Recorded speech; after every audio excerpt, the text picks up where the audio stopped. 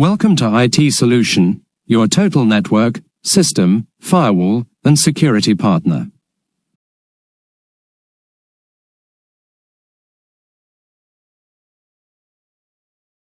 Welcome to this explainer. Today, we are taking on a real-world mission straight from the foundations of basic switch configuration. We're going to simulate taking a factory default Cisco Catalyst switch right out of the box and transforming it into a secure, accessible, and fully functioning part of your network. It's a crucial process, so let's just dive right in. Think of this as our network engineer's configuration checklist. We're hitting 5 main milestones today: the blank slate, learning the language, locking the doors, giving it an address, and finally, making it permanent. All right, starting off with step 1, the blank slate. So our journey begins with the physical hardware itself. Out of the box, a Cisco switch is essentially a blank slate. I mean, sure, it'll start forwarding Ethernet frames immediately the second you plug things in, but it's completely unmanaged. To actually shape this device into something secure, we have to use the command line interface, or CLI. This text-based interface is literally your primary tool for interacting with the switch's operating system shell. You type a command, hit enter, and the switch does the heavy lifting. Now, while our end goal is to manage this switch remotely over the network, your very first connection absolutely has to be physical. Since the device doesn't even have a network identity yet, a direct physical link using a console cable plugged right from your PC into the device's console port is your only way in. Moving right along to section 2, learning the language. Okay, so we're plugged in. Now we need to figure out how to actually talk to this thing. Cisco iOS uses a hierarchical command structure, which you can kind of think of like building security clearances. User XX mode is the lobby. You can look around a bit, but you really can't change anything. Then you have privileged XX, which is like the staff room, giving you more access and detailed diagnostics. And finally, global configuration is the control room. This is where you actually change how the switch operates. Each level unlocks deeper access. And the CLI actually tells you visually which room you're currently standing in. The prompt starts with a greater than sign. That's your lobby or user exec mode. But the second you type the enable command and hit enter, boom, the prompt changes to a hashtag. You've officially stepped into the staff room, which is privileged exec mode. Now, from privileged exec mode, if you want to make sweeping changes that affect the entire switch, you just type configure terminal. This moves you straight into the control room. The prompt updates again, adding the word config right there in parentheses. You are now officially in global configuration mode. But wait, it goes even deeper. From global configuration mode, you can jump into highly specific submodes. Let's say you want to target settings on just one single physical port to change its speed or duplex settings. You enter interface configuration mode, and the prompt updates to config-if. That tells you that any command you drop right now will only impact that one specific interface.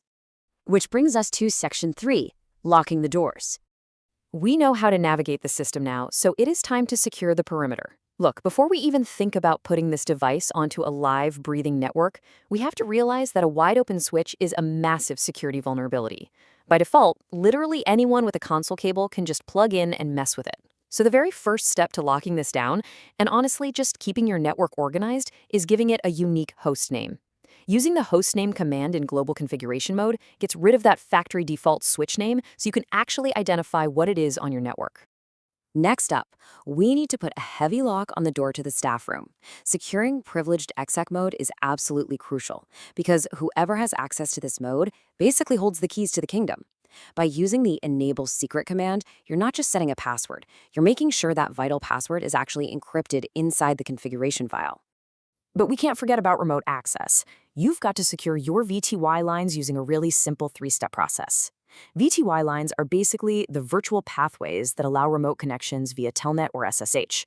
By entering line VTY 015, setting a password, and typing login, you are slapping a digital deadbolt on the device to block unauthorized remote access. And to finish locking the doors, we set up a literal warning sign. Using the banner MOTED, which stands for Message of the Day command, gives you a way to provide legal notification to anyone trying to connect. It displays a custom message right as someone tries to log in, making it crystal clear that unauthorized access is strictly prohibited. Let's look at section 4, giving it an address. Okay, the switch is secure. Now it needs an identity.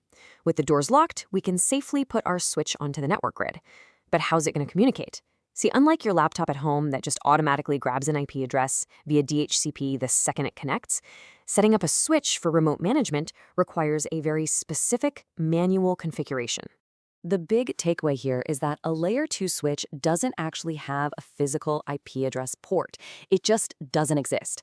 So to give it a digital footprint that lets us manage it remotely, we have to conjure up what's called a Switch Virtual Interface, or SVI. It's a logical, internal interface that we can tie an IP address to.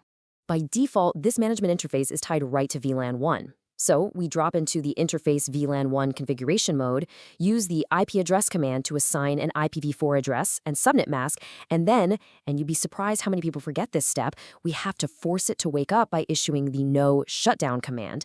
Once you do that, boom, your switch is officially online and reachable.